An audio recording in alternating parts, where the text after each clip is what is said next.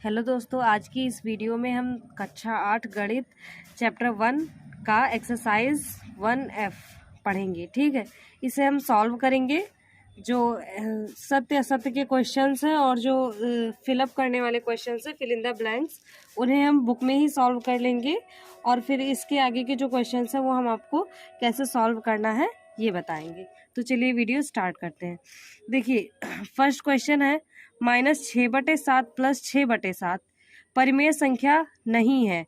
तो ये गलत है क्योंकि दो परिमेय संख्याएं हैं, इन्हें जब हम जोड़ेंगे तो परिमेय संख्या ही प्राप्त होगी। ठीक है, क्योंकि plus minus minus plus plus plus minus, वैसे तो दोनों संख्याएं बराबर हैं इसलिए बड़ी संख्या का चिन्ह ही मानेंगे।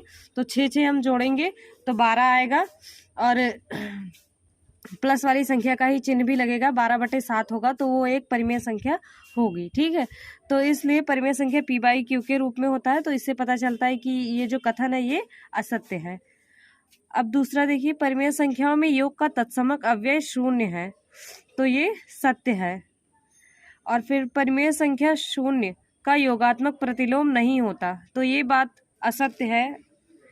होता है 0 का योगात्मक प्रतिलोम जो होता है 0 ही होता है। अब देखिए चौथा क्वेश्चन, किसी ऋणात्मक परिमेय संख्या का योगात्मक प्रतिलोम एक धनात्मक परिमेय संख्या होती है, तो ये सत्य है। पांचवा, परिमेय संख्याओं में घटाने का तत्समक अव्यय 0 है, असत्य है। परिमेय संख्याओं में गुणा का तत्समक अव्यय 1 है, सत्य है। एक ऋणात्मक परिमेय संख्या का गुणात्मक प्रतिलोम एक ऋणात्मक परिमेय संख्या होती है, ये बात भी सत्य है। क्योंकि कोई भी संख्या है जैसे -2/3 है, तो इसका जब गुणात्मक प्रतिलोम हम निकालेंगे तो वो निकलेगा फिर -2/3, तो ये ऋणात्मक है। तो इससे पता चलता है कि ये जो कथन है हमारा ये सत्य है। यदि परिमेय संख्या x का योगात्मक प्रतिलोम x है तो x = 0 होगा, ये भी सत्य है। अब देखिए जो हमारा सेकंड क्वेश्चन है, निम्नांकित को अपनी अभ्यास पुस्तिका पर उतार कर रिक्त स्थानों की पूर्ति कीजिए। ठीक है, तो हम इसी में आपको बता दे रहे हैं कैसे फिलअप करना है।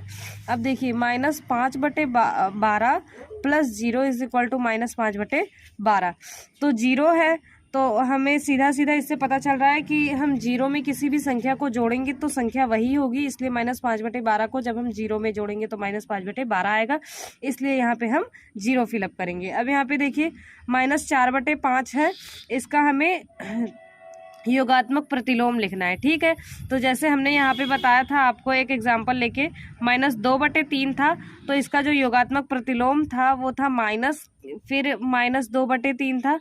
उसी तरह से यहाँ पे -4/5 है, तो इसका जब हम योगात्मक प्रतिलोम निकालेंगे तो आएगा फिर -4/5।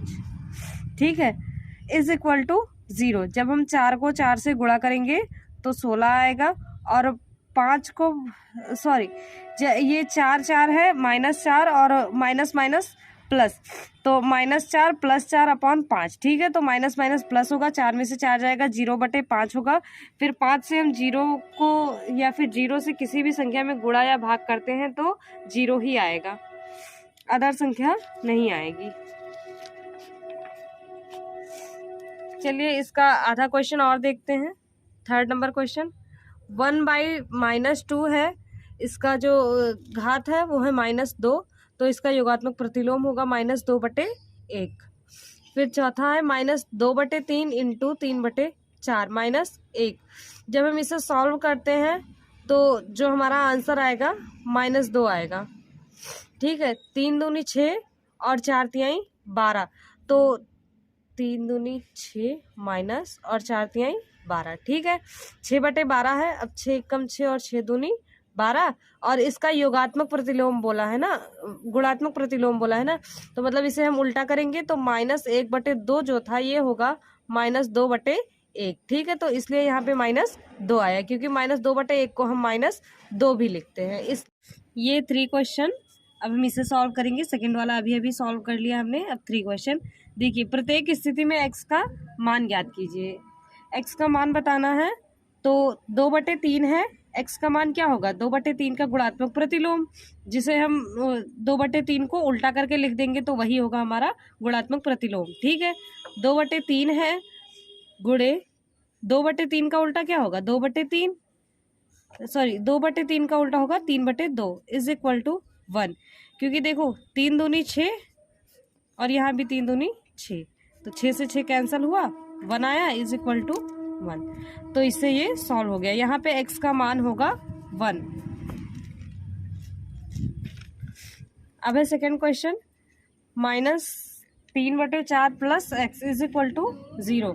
अब इसमें भी इसका योगात्मक प्रतिलोम बताना है। यहाँ पे गुणा का चिन्ह था इसलिए गुणात्मक प्रतिलोम बताया, अब यहाँ पे प्लस का चिन्ह है इसलिए योगात्मक प्रतिलोम बताएंगे। ठीक है, -3/4, अब माइनस, फिर -4/3,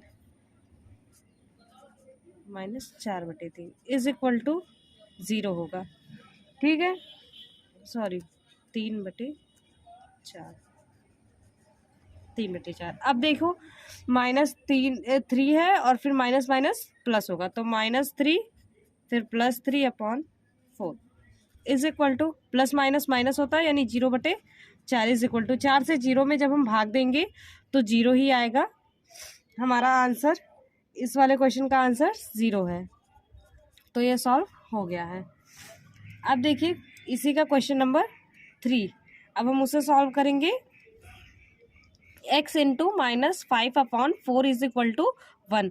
तो यहाँ पे गुणात्मक प्रतिलोम बताना है, तो -4/5 इंटू -5/4 इज इक्वल टू 5 चौको 20, तो -20 आया। यहाँ पे -5 में लगा था ना, इसलिए यहाँ पे भी वही लगेगा।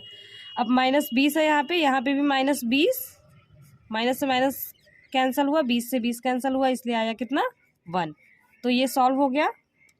अब 4th नंबर क्वेश्चन इसी का, x है, x की जगह पे -6/-7 है, इसका गुणात्मक प्रतिलोम लिखेंगे तो -7/-6 गुणे -6/-7 इज इक्वल टू 6 से 42, और यहाँ पे भी 42 आएगा, और माइनस से माइनस कैंसिल हो जा रहा है इसलिए 42 1 से कैंसिल होगा, यहाँ पे भी 1 से, इसलिए इसका भी आंसर 1 आएगा। ठीक है, जो कि यहाँ पे दिया हुआ है। तो ये क्वेश्चंस भी सॉल्व हो गए।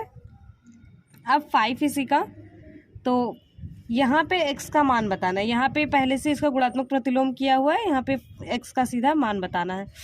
तो -5/4 इंटू 4/-5 इज इक्वल टू 5 चौको 20 -20, और यहाँ पे भी 4 पंचे 20 -20 इज इक्वल टू, माइनस से माइनस कैंसिल होगा, 20 से 20 कैंसिल होगा, 1 आएगा। ठीक है, तो यहाँ पे जो x है, x का मान होगा 1।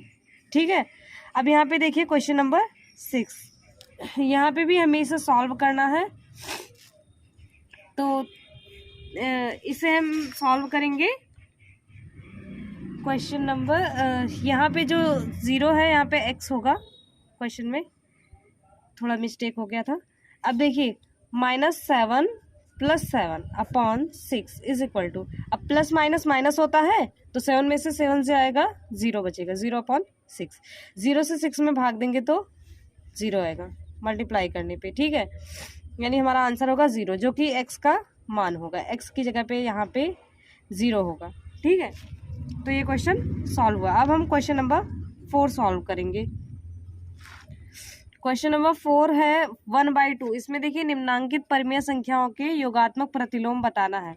तो 1/2, देखिए 1/2 को जब हम योगात्मक प्रतिलोम बताएंगे, तो जैसा कि हमने बताया था, जब ये 1/2 दिया रहेगा तो इसका, जब ये धनात्मक है ना, तो इसका जो योगात्मक प्रतिलोम होगा वो माइनस में होगा, 1/2, -1/2। ठीक है, अब हम ये इसका योगात्मक प्रतिलोम है, -1/2, 1/2 का योगात्मक प्रतिलोम है। अब हम इसे सॉल्व भी कर देंगे। ठीक है, वैसे सॉल्व करने को नहीं कहा गया, लेकिन इसे सॉल्व भी कर देंगे। अब देखिए प्लस माइनस माइनस होता है, यानी 1 - 1/2, ठीक है, इज इक्वल टू 0/2 होगा। तो 2 को 0 से जब डिवाइड करेंगे तो 0 ही आएगा, तो इसका आंसर 0 होगा। ठीक है, ये है 3 number question, second number question है इसका। अब जब हम इसे सॉल्व करेंगे तो -3/8 दिया हुआ है, इसका योगात्मक प्रतिलोम लिखना है। ठीक है, तो हमें पता है जब माइनस में दिया होता है, जैसे यहाँ पे हमने आपको एक बताया था कि -2/3 दिया था, फिर उसे जब हमने योगात्मक प्रतिलोम उसका निकाला तो इस तरह से निकाला, ठीक है। तो उसी तरह से यहाँ पे भी दिया हुआ है -3/8, इसका भी योगात्मक प्रतिलोम निकालेंगे तो माइनस, फिर बाद में -3/8 लिखेंगे, ठीक है। अब देखिए, अब हम इसे सॉल्व करेंगे तो माइनस, फिर minus minus plus 3/8 is equal to, plus minus minus हुआ 0/8 इज इक्वल टू, 8 को 0 से डिवाइड करेंगे 0 आएगा, इसका आंसर 0 होगा। अब ये है 3rd नंबर क्वेश्चन। तो इसका तो आपको पता ही है 0 का योगात्मक प्रतिलोम भी और गुणात्मक प्रतिलोम भी 0 ही होगा, इसलिए इसे हम सिंपल ऐसे लिख देते हैं, ठीक है। ये 3rd वाले का आंसर यही होगा। मन करे इसके आगे ऐसे लिख दीजिए, मन करे यहाँ पे लिख दीजिए, ठीक है। ये हो गया। अब इसी का क्वेश्चन नंबर 4th, -4/-7। अब हमें इसे भी सॉल्व करना है। तो देखिए, इसे जब हम सॉल्व करेंगे तो -4/-7 है, इसका जो हर है ऋणात्मक है तो इसे हम धनात्मक बनाएंगे।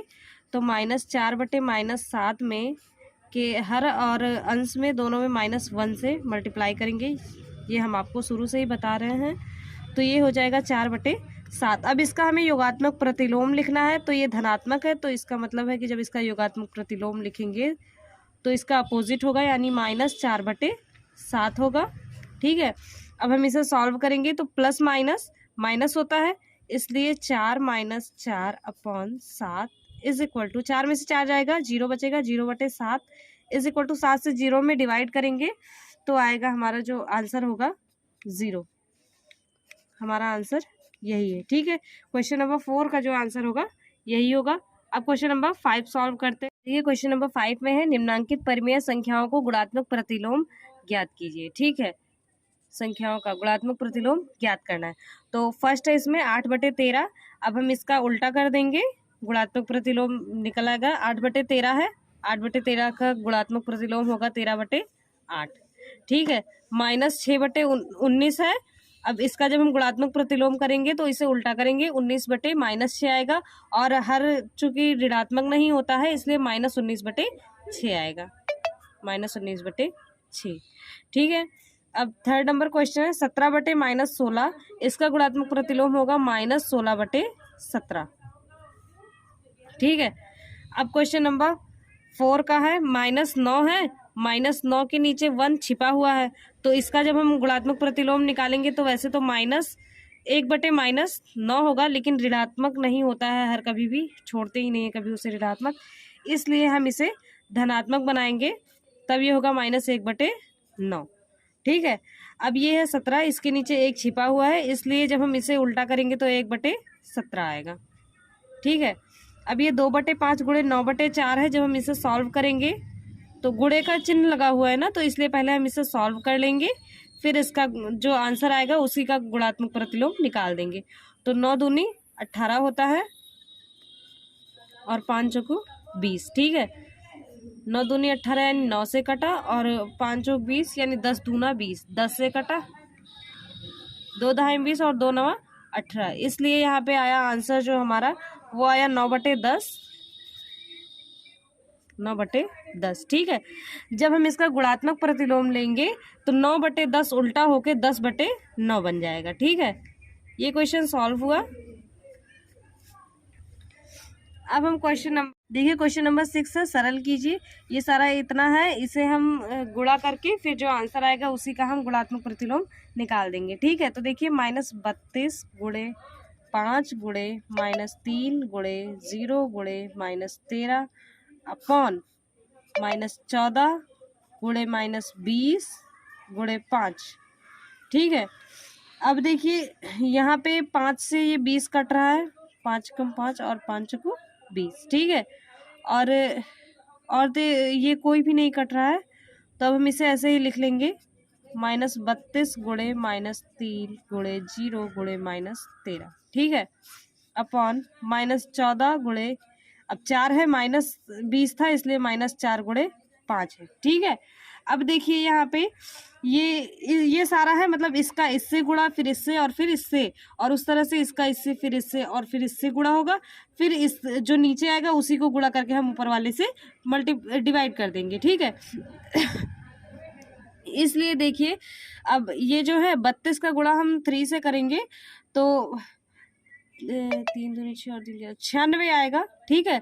और 96 का गुणा 0 से करेंगे तो 0 आएगा, 0 का गुणा 13 में करेंगे तो भी 0 ही आएगा, ठीक है।